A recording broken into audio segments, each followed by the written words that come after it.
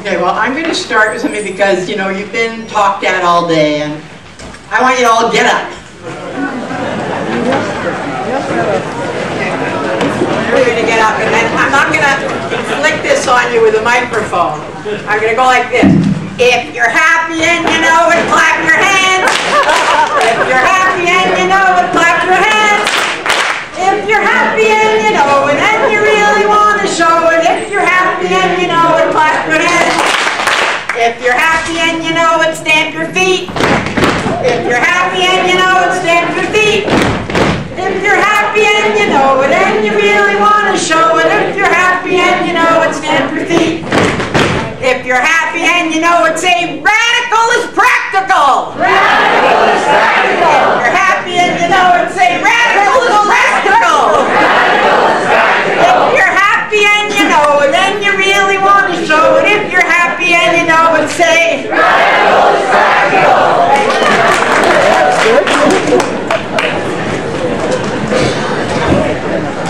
Now you know why my chair is named the Sam Ginden chair.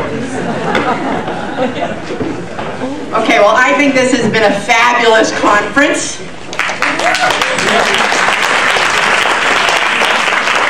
I really want to congratulate the Parkland Institute because facing the monumental challenges we're up against and taking a step back is something very few people have had the courage to do, and especially not an institution had the courage to do. So I want you to give a great big hand for the Parkland Institute.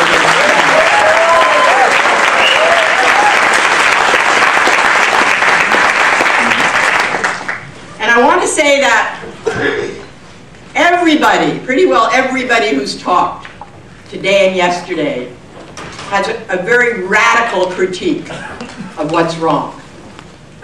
But they've all been different, and we saw it most clearly this morning, I think. And I'll come back to that. But they've been quite different. Like I went from workshop to workshop, and in one of the workshops,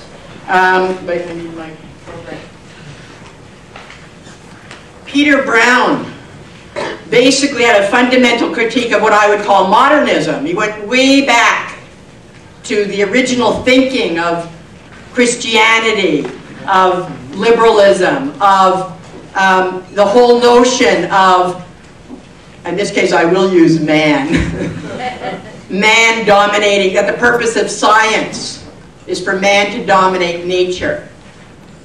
And, you know, others have made a radical critique in Marxist terms, and others in environmental ecological terms. And this is, you know, when I set out to write this book, Transforming Power, it was because I saw myself that the left was stuck. You know, it's kind of like it is when the ice comes and you just spin your tires. We kept pressing on the gas and pressing on the gas, and our car just kept getting in the rut. So I decided, because I'm like an incurable optimist, and I was feeling discouraged politically. So I thought, okay, this is serious. So I decided to look in other places to see what people were doing, and Latin America was the obvious place. But when I looked, what I found was something surprising. I did find a lot of really new thinking in Latin America. But I also found it in other places. Because what I did was I said, okay, I think I've always been open-minded and willing to change my mind about things and learn from experience. But still, I come out of a Marxist tradition. I've been on the radical left a long time, in the feminist movement. And we have a certain approach to politics, very state-focused. Very state-focused. Very focused on mobilizing against the state. And then once we get to a certain point, we have enough social power, lobbying or making demands, etc. An approach that worked very well. I was pretty good at it too, you know, at using those spaces in democracy where we could push. And by the way, I don't agree that we don't live in a democracy. I'd be in jail if we didn't live in a democracy, or in exile. So would a lot of you. We have basic democratic rights. to speak, to assemble. Sometimes we can even get on TV and do it once in a blue moon. Now, once in a blue moon. We have basic democratic rights, and we have a very, what I call it, is a thin democracy. You know, it's a democracy based on 18th century thinking.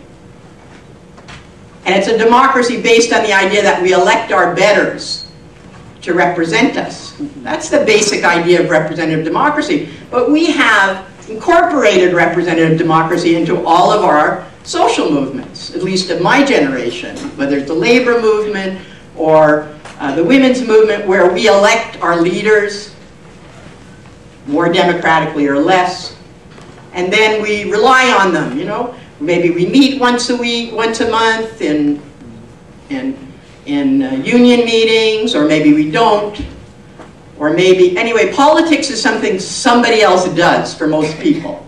I even saw that in Brazil when I was looking at the participatory budget, and I'd interview people in Porto Alegre, and I'd ask, are you interested in politics? And on the street, you know, and they'd say, oh no, politics, you know, not for me. And then I say, what about the participatory budget? And then they get all animated and talk to me about how they've been involved in making decisions and how it worked and how it happened. And I realized that, to me, the participatory budget was totally a political thing, but to them, their idea of politics was representative democracy. And when I worked in the electoral arena for a while, when I ran for the NDP, I realized something else, which was that in the social movement where I worked, the women's movement, despite the fact that it was very powerful, very broad in many ways, very supported by many women, most of the women I worked with were middle-class women who had made a primary commitment to being political activists. And when I ran for the NDP, I actually talked to ordinary people, because I had to go door to door and talk to people when I was a candidate, especially. And I found surprising things, like how progressive they were and how interested they were in the issues and how smart they were, and even more so when I got involved in the Charlottetown Accord. And, you know, they've disappeared, the Charlottetown Accord, from history. They really have. You know, the 10th anniversary of the Meech Lake Accord, it was all over. The 10th anniversary of the Charlottetown Accord, despite the fact that it was the only national referendum in my lifetime, it was disappeared. Why was it disappeared? Because it was one of the few genuine democratic moments that we've had. And it was democratic not only because we had a referendum, which, by the way, was very democratic, but also because of those constitutional conferences. Anybody remember them? Yeah. So, you know, we went NAC, we had a position, Canada's composed of 3 nations, each of which should have the right of self-determination, which was a pretty radical position in those days. And we had other positions, and we went ready to fight for our positions, as we always do. And we found that actually these conferences were democratic, much to our surprise. And the corporate elite had to also fight on the floor of the convention conferences because they were organized by think tanks. And they weren't very good at it because they're not used to doing that. They're used to having the year of the minister, the year of the prime minister. And therefore, we won a lot of things. And the ordinary people, quote unquote, the people who came from lottery, who weren't there with a particular interest, they just listened and they changed their mind. They changed their minds, which is something very rare in politics. And so that's when I started to think about change and what democracy meant and how I was an elitist. And I think most of us function as elitists. That is, we think we know better. We think we're smarter. We think we have answers. And we do. In many ways, we do know better because we've spent all our lives in politics. But the more I open up to other ways of thinking, the more I realize that lots of people really know a lot. And I have a lot to learn.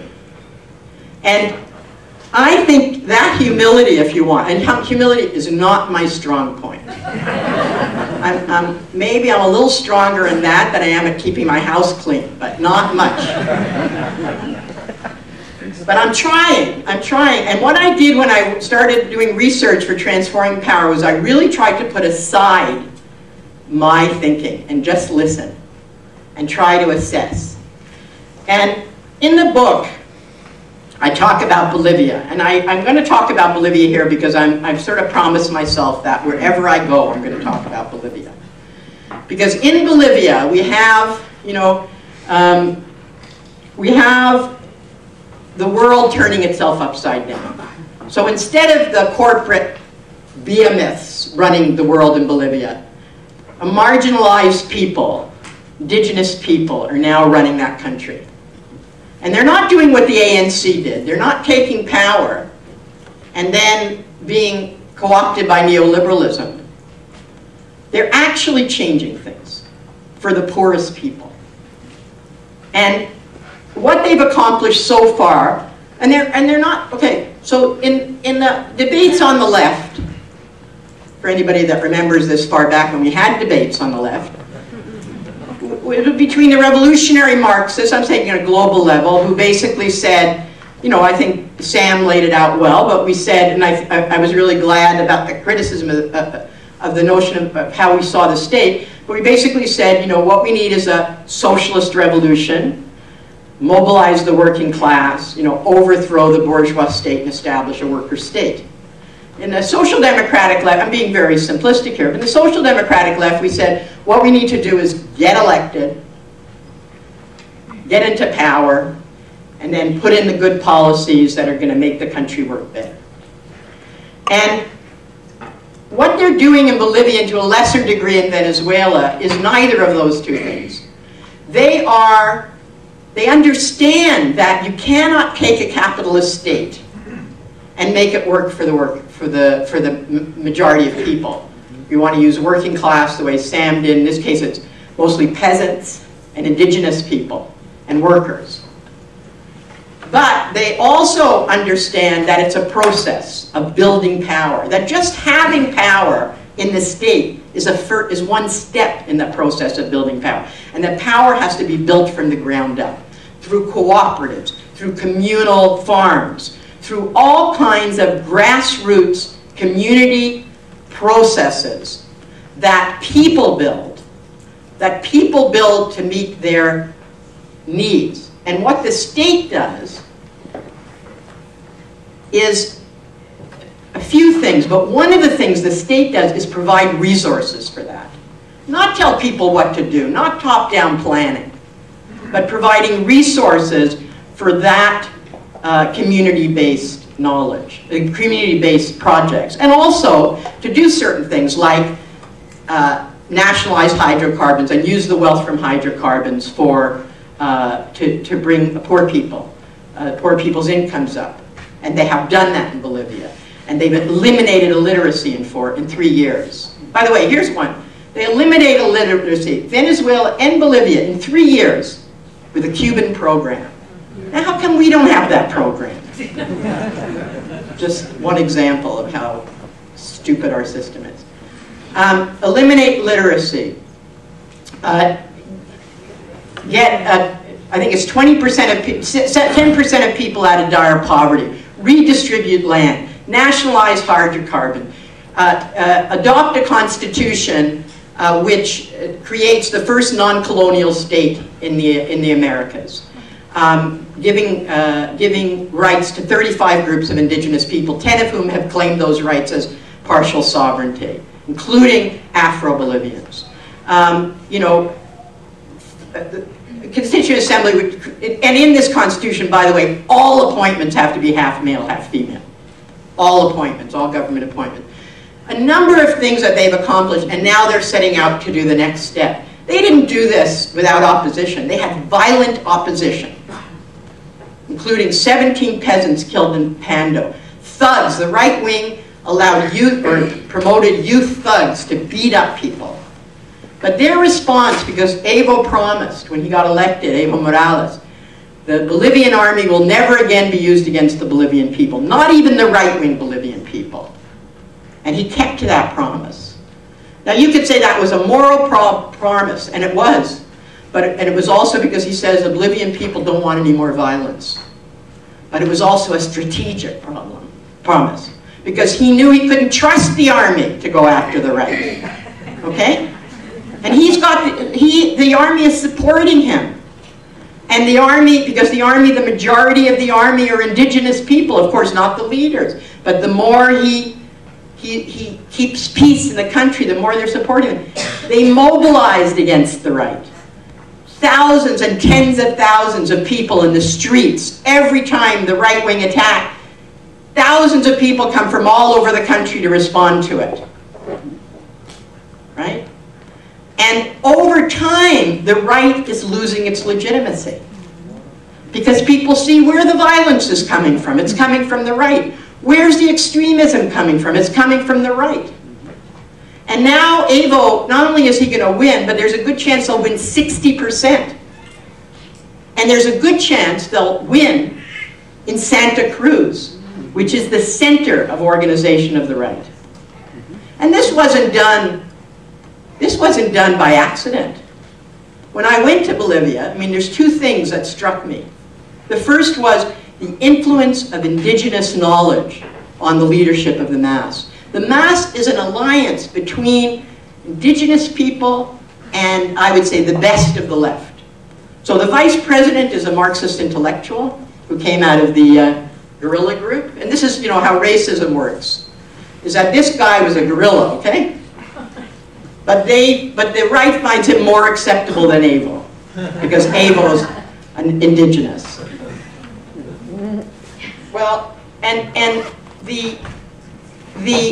that indigenous knowledge, and not only indigenous knowledge, but the understanding of waiting 500 years to finally control their own life, and the power of that. And the third thing was the fact that the MAS is not a political party the way we think of it. They call it an instrument of the social organization. Because it's the social organizations who's the base of the MAS. What they call social organizations, we might call social movement. And everyone in those movements consider it their personal responsibility to keep the government in power and to respond when the government is under attack. When the NDP came to power in Ontario, and they started to be under attack on public auto insurance, none of us actually thought of the idea of mobilizing in favor of public auto insurance. That's what we should have done. I mean, obviously, the NDP was going to call for us to mobilize the way Evo calls for the people there to mobilize, but to mobilize, to mobilize to support the government as well as to be critical of them. And that happens in Bolivia. Although the criticism is less now because the society's too polarized. Hopefully in their next mandate it'll get better. It's about eco-socialism. Very important. The left, we have to acknowledge, the left has been behind in the environmental issue. We haven't understood it's important. And now we can say, yes, the environmental movement is in danger of getting co-opted, just like the women's movement got co-opted. I mean, when Sarah Palin said the cover of Newsweek was sexist, I thought I was going to die. So yes, the environmental movement is getting co-opted. Not all of the environmental movement, I'll come back to that. The environmental movement is getting co-opted. But they have been fighting to change our attitudes on the environment, and the left has not been fighting on that, not sufficiently. So we have to acknowledge that we are weak on that. So, but if you look at that program, it's very good. It's very good. We know what kind of society we want to build. And it's not just the left that knows that. If you go to Bioneers, which is a huge conference that happens in the United States, which is all about alternatives, building alternatives. Yes, and there's green capitalists there. There's what they call the triple bottom line capitalists, who actually believe that they can create capitalist organizations that have three priorities: promoting social justice, environmental sustainability, and profit. And I say, great if they could do it, I just don't think they can. And I tell them that. But I think they're on our side, the people who are doing that. The people who do Van City, for example, which is a credit union in Vancouver, who are funding an incredible number of radical things. And who are really part of the movement. They are part of the movement. They are part of the movement. And on the left, we are, we're too quick to say who's in and who's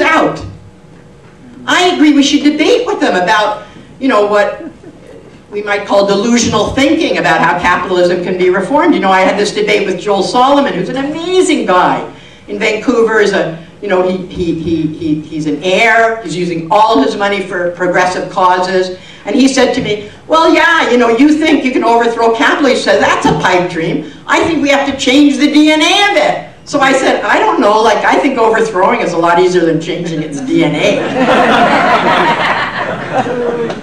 But okay, let's see, you know, practice will show. But they're moving in a progressive direction, and they're saying things that need to be said in terms of changing the discourse.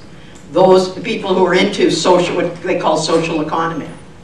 And social economy is a good word. Like, I would call Bolivia a social economy. It's not socialist exactly, at least not in the terms we used to, but an economy based on human need rather than greed and profit is a social economy. It is it's a good term. But you know, what it's meant, what it means now is something different than that. But I think a lot of the people who are doing that kind of work are contributing to progressive social change, even if in the long term, it might not work to transform society. But you know, a lot of what we've done all our lives haven't worked to transform society either. I don't regret what I did in the women's movement. You know, I think we made life for women immeasurably better. I think we changed the culture profoundly. I think we created conditions for the next level of struggle, because I think women have to lead the next level of struggle and be central to that leadership because of the holistic way in which we have to do that. So the women's movement is a hugely important movement. I know nobody would argue against that. But it didn't transform society. It got co-opted in the end by capitalism. So that, you know, I have this horrible experience at Ryerson of the most active women's group today at Ryerson is in the business school. And their main focus is getting more CEOs and executives be women. Makes me feel bad. Even though I'm glad if there's more CEOs that are women, but it's not where I want to spend my time, right? So I want to say that. I want to say that we have to, if we're going to be humble about what we don't know, then we also have to look to others for what they do know. And in my book, I look at a lot of things. One is indigenous knowledge and wisdom. And, you know, we're here in Alberta, and we haven't heard anything, very little, about the indigenous struggle. And the indigenous struggle around the tar sands in particular. But colonialism, that Derek said it. Derek, no, is that Derek? Is that his name? Derek Jensen, yeah. He said, you know, how can we not talk about violence when we live on land that was stolen? And I don't agree with him about violence. But I do think that in this country, we have, the left and most of us, have failed to understand the profound way in which colonialism has structured our country and continues to structure our country.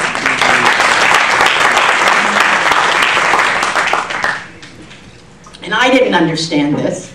You know, I work with Indigenous people, and when they say to me, you know, you have to talk about anti-colonialism if you're talking about anti-capitalism, anti-patriarchy. You have to add anti-colonialism. You have to understand the centrality. I didn't understand it. I didn't understand it. I didn't understand it until I went to Latin America, and I heard it from Indigenous people in Latin America and intellectuals in Latin America. And then, because I think, what do I got to do with colonialism in Canada? I mean, my grandparents were refugees from Russia. And I mean, you know, but the point is we all benefit from it, just like we all benefit from, you know, north-south, from the way in which capitalism is structured so that we have so much privilege in the north compared to the south. Now, it's not about being moralistic about it. It's not about feeling guilty because guilt just paralyzes you. It's about understanding that privilege and using it to make change. You know, Noam Chomsky is a huge hero in Latin America. And you know why that is? It's not just because he's smart and all that and anti-capitalist. It's because he puts his privilege on the line every day to speak truth to power. And that's what every one of us should be doing. Every one of us. And there, you know what Derek said about, oh, I better not do this because I'm going to lose my job, or I better not do this because, you know, people say to me, how come you speak out? Why do you have the courage to speak out? I said, what are they going to do to me? They're not going to put me in jail. What are they going to do to me? You know? I mean, I'm super privileged because I'm the radical they accept. You know? I'm the one they put on TV. Not anymore, but, you know, in the time when they were worried still about us, you know? So I got nothing to lose now. But, you know, I did it even when I had something to lose. And I'm not saying that's because I'm some great person. I'm saying every single one of us has to do it. Every one of us, including risking going to jail at some point. And that's something we're very comfortable. We don't challenge ourselves. And also, and here I'm not very good at this at all, is the level of consumption that we have. Even those of us that are critical of consumption, consumer society. We can't continue to live like this. You know, I was speaking to CAW people the other day, to workers. And I was talking to them about Bolivia too, and I tried to say what the lessons, but a couple of people didn't really understand what I was saying, and the guy said, well, I guess we better learn about this because in 30, 40 years it's going to be like, and this was a guy whose plant was closing. So he said in 30, 40 years we're going to be like a third world country too.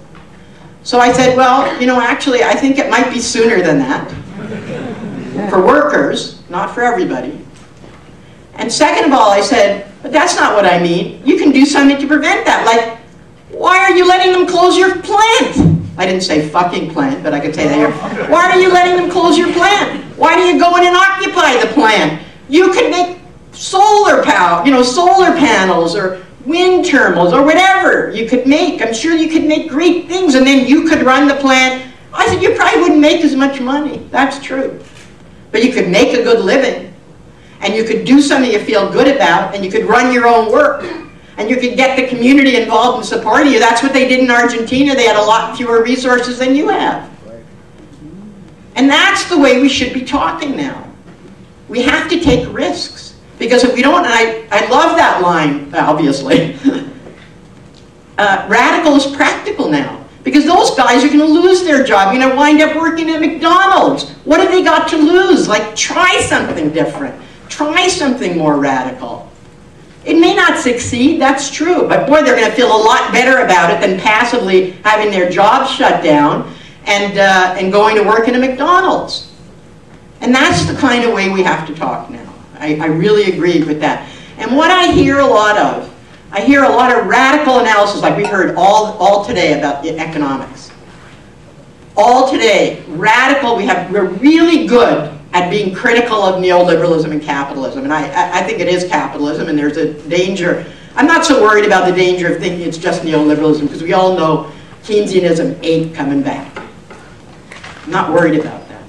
But there's great analysis, really great analysis. And there's not just great analysis on the left, there's great analysis of the environmental movement and the food movement, which I'm going to come back to.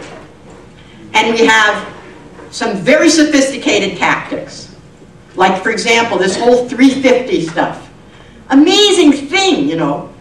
The 5 kids in New York, 5, got this idea of organizing globally to make the argument for 350, whatever it is, parts of something or other carbon. And now it's 390. Okay, I don't understand all that stuff.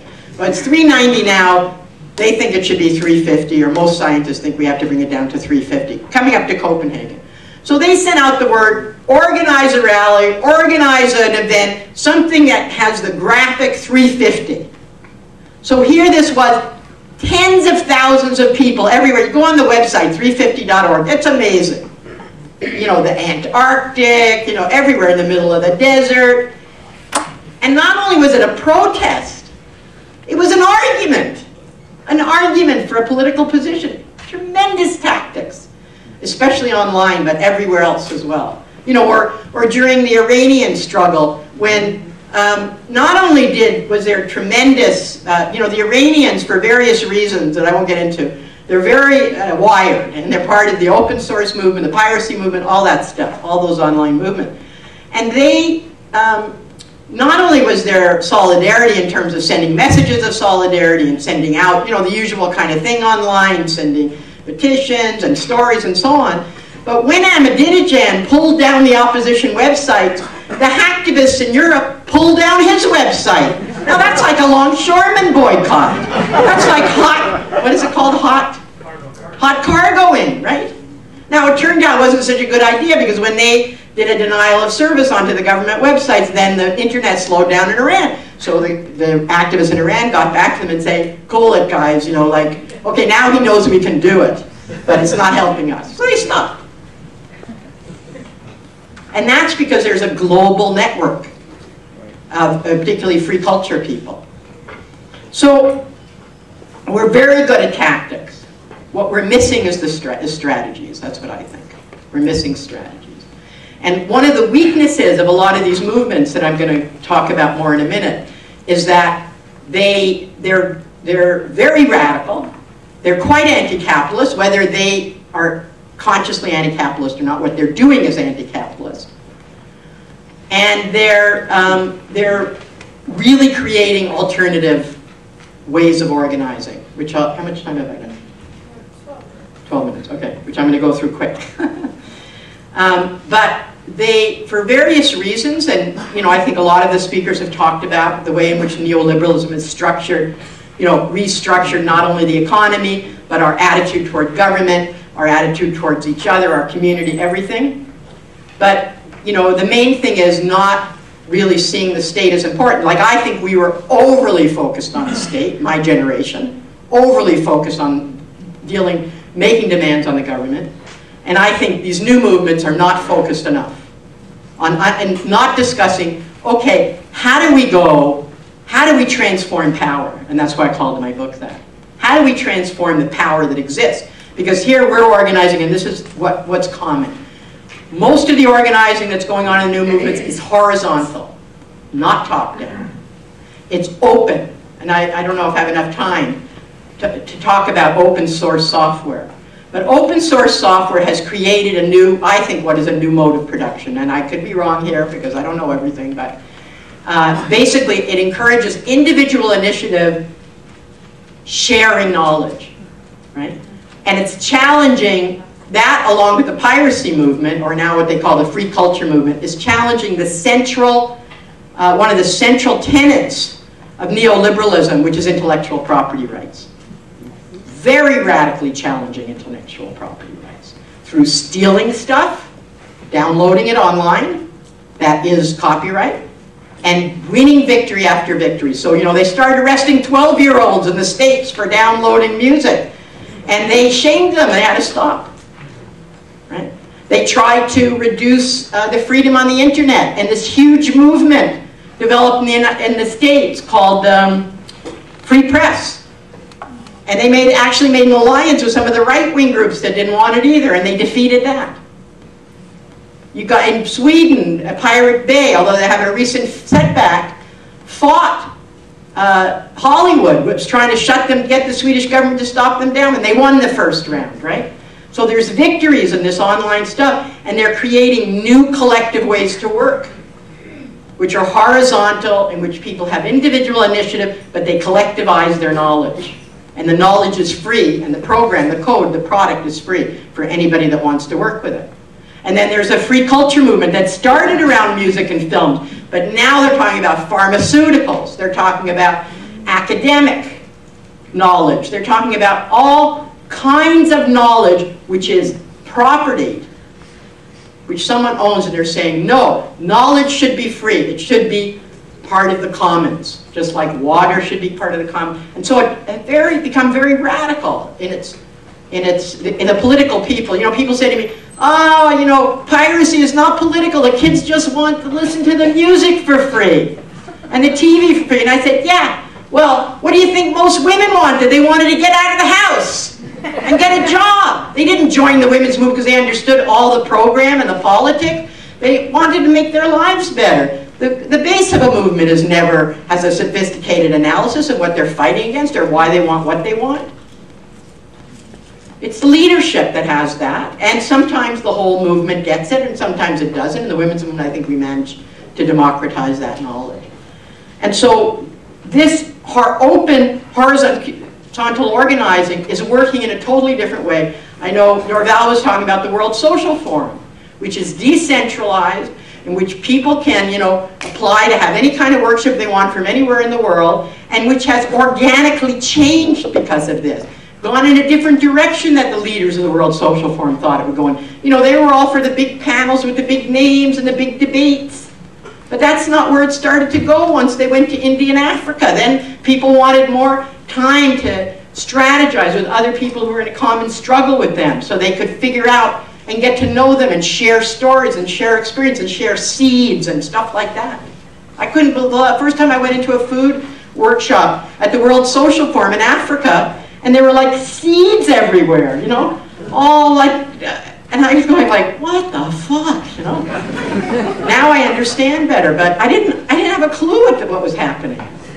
But that's what they wanted. They wanted to share their seeds, their heritage seeds. Very important because Monsanto is patenting all these seeds, right? Or getting rid of them through GMOs.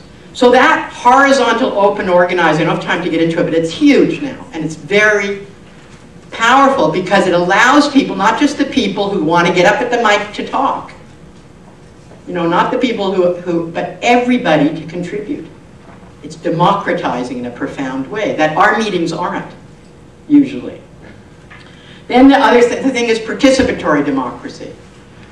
Representative democracy is, it's had its day. I'm not saying it's over, because both in Bolivia and Venezuela, it's a combination of both that they're using. And I don't know. I mean, lately, as somebody said, it's not working anymore. This democratic space is narrowing and narrowing. And it becomes more and more obvious that the only thing that the government exists for is to facilitate the profits of corporations. That wasn't true all my life, I mean, it was true structurally that that's what they were doing. But for various reasons, I don't have time to get into, and I think you know as well as I do, there was space. There was space where you could change things. Part of it was the media, part of it was, the movements that arose and so on and so forth. There's very little space now to change anything. Online more than elsewhere, because they don't know what they're doing.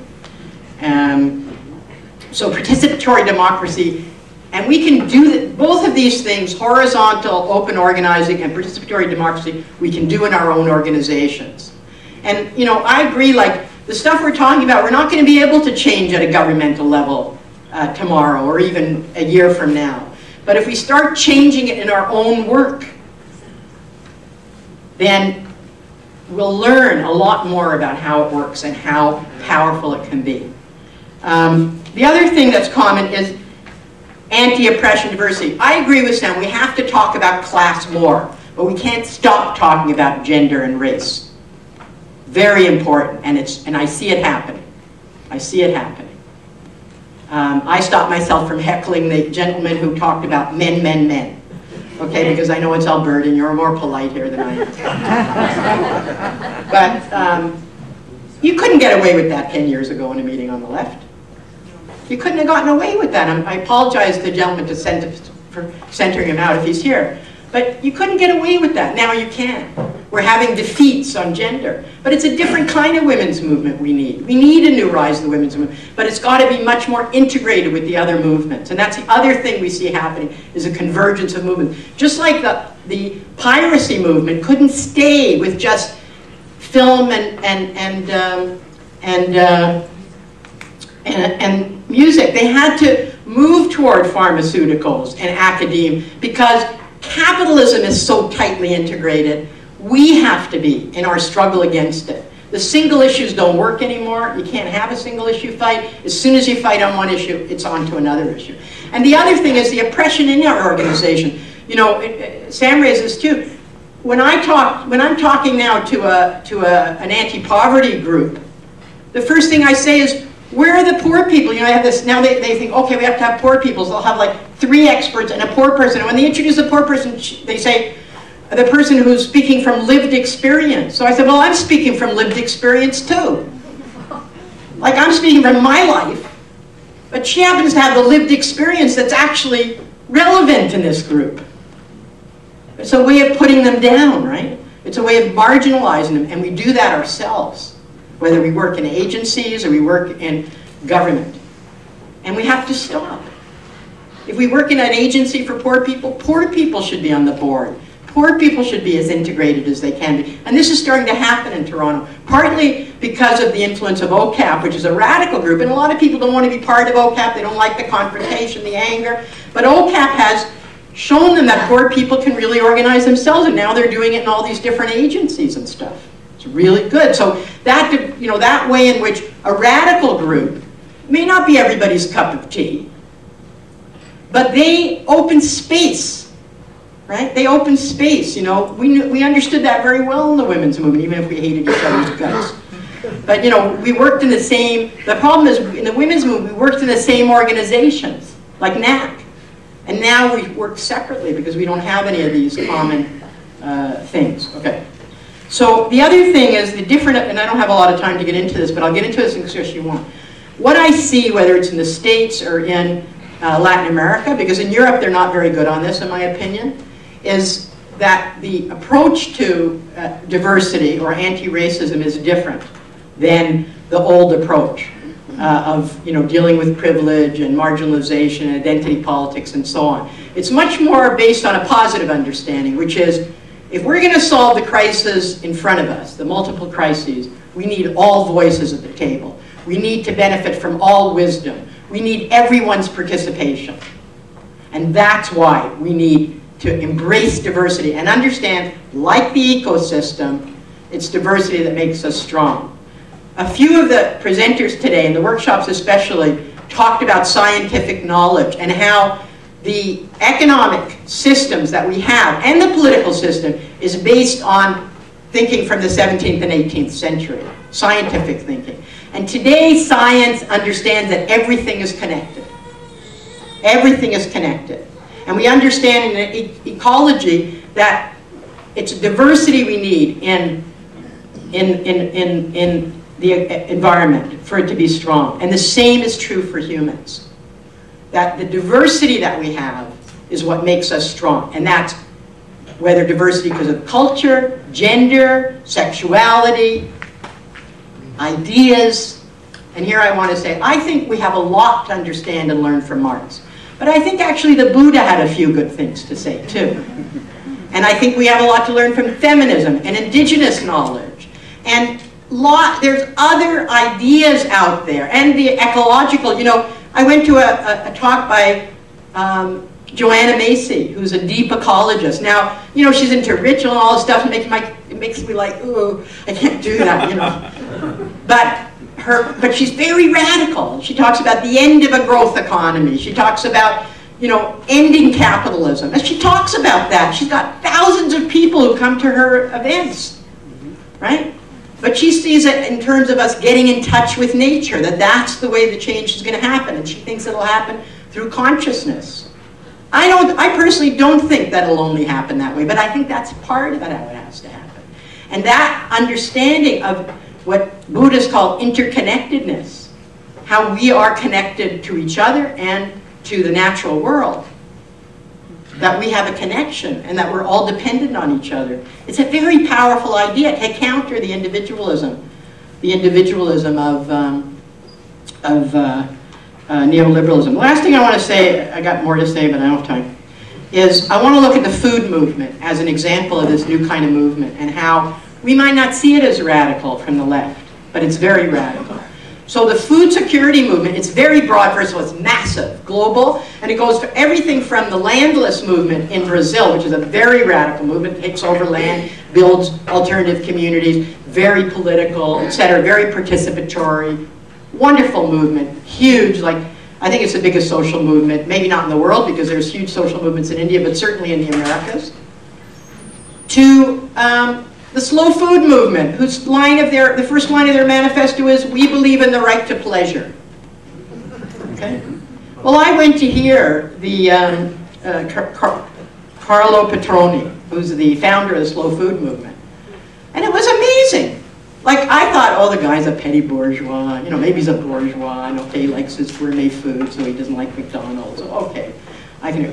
Well, it was amazing what he said. He talked about the values of our society where gamblers are valued above the people who feed us, right? And he said that's what they are, they're gamblers. Why do we pay them so much money? Why do we listen to what they say? If they did it in a casino, we'd think they were sick and needed help. But farmers who grow our food, who work on the land, who know how to feed us, we give no value to them. Or the people who cook our food, or the people who serve us food. And he talks about, you know, family dinner and how this culture has destroyed the culture we have around food and caring for each other and feeding each other and eating together. It was amazing, right? And you know, or you go to food share, and the trying to eat healthy in this society, trying to get other people to eat healthy, trying to have healthy food available to poor people. And this food movement, with exception of Via Campesino, they're not out in the streets, they're not demonstrating. They're creating an alternative food system. And in doing that, they're recognizing that the biggest barrier is agribusiness. The biggest barrier is capitalism. And the fact that food, now they might say, well, we should take food out of the profit system. I mean, the profit system's okay for building airplanes, but we should take food out of the profit system. Okay, that's a good start. I think that's a good start. Right? And they're, not only are they saying that, but they are creating alternatives. And in doing that, just like Sam was saying, on the picket line or in mobilizations, the way people learn through action. People also learn through action by doing urban gardens, by doing farmers markets, by doing, trying to make organic food available to poor people. They learn through that as well. And so I think that we need to be more open to what other people who are trying to build the kind of world that we want to build are doing. And yes, we need to dialogue with them. But what we don't need to do is say, we're right and you're wrong. You know, Ursula Franklin said, Ursula Franklin, a great feminist lives in Toronto, I don't know if you all know her, pioneer feminist. She says patriarchy, the definition of patriarchy is, do what I say or else. And that's true, but I think the more, less extreme definition is, I'm right and you're wrong. And I'm very guilty of that. You know, as soon as somebody challenges me, still to this day, I'm like, okay, let's fight it out, you know? Somebody said to me, what do you think of, 2012 and all this catastrophe? I said, I think it's a crock of shit, you know? But, like, I'm trying to stop myself. It's like 12 steps to stop my addiction to arguing. So I think that we need to listen too. I think if we recognize, and I think almost everybody now recognizes that what we're doing isn't working, then we need to not just talk to each other about what's going to work, but we need to talk to other people who are doing good things in the world about what they're doing to make it work. And so, I guess, I got what, 2 minutes? Done. I'm done. Okay. So, I guess what I want to say is, I think this conference is fantastic because it's taking, one thing about being an academic, I never call myself an academic, I've been teaching university for 10 years. I didn't call, I'm like the perennial outsider. I was a journalist. Like, I don't call myself a journalist either until Tom Walkham said to me, like, who is it who has a daily television show in prime time? If you're not a journalist, what are you, right? I consider myself an activist, first and foremost. But, now I got off track. Oh yeah, the conference, great conference.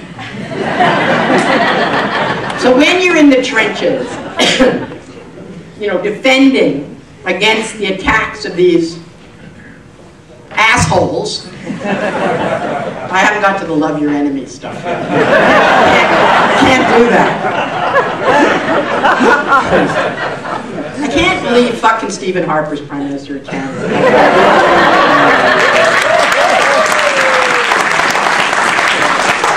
So, even though, I don't believe in capitalism and liberal democracy and all that, but still, I always thought Canada was, a kinder, gentler place, but I guess not. So, so it's hard to take this step back when you're under attack. And because you've been under attack so long in Alberta, it's like the States, right? Like they were decimated, and so they've recreated, like it's fabulous what's going on in the state. amazing. I don't mean Obama, although I love Obama in many ways, you know, even though he's trapped in that horrible system. But you know, the social movements in the States are doing incredible creative things.